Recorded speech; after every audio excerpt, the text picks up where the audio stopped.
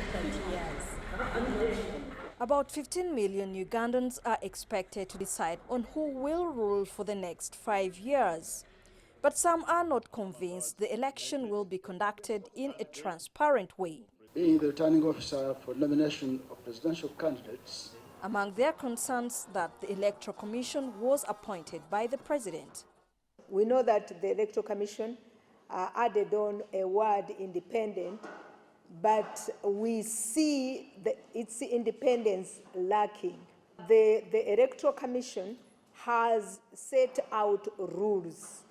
We have rules whereby each candidate is supposed to be uninterrupted on their own in a district or in a locality.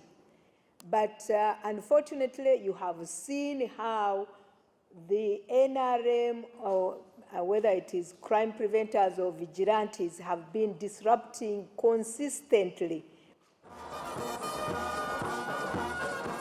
The campaigns have been tough, both the ruling party and opposition accusing each other of recruiting militia. But the Electoral Commission says the polls will be peaceful and transparent. There were campaigns of defiance. We will defy each and every law. And we said, but if you don't want to respect the law, what is it that you want to respect? Okay? So everybody had started charging up. But as a commission, we came out to arrest the situation. So I believe any source of violence, there is no need for violence. There is no basis for violence, even after elections. Because if you do something as transparent as I'm telling you, why would somebody cause violence? Preparations for polling day are set.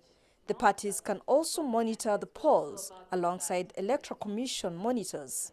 All the participating parties and independent candidates have a copy of our voters' register. The very register we are going to use on the day of voting, they have copies of that register.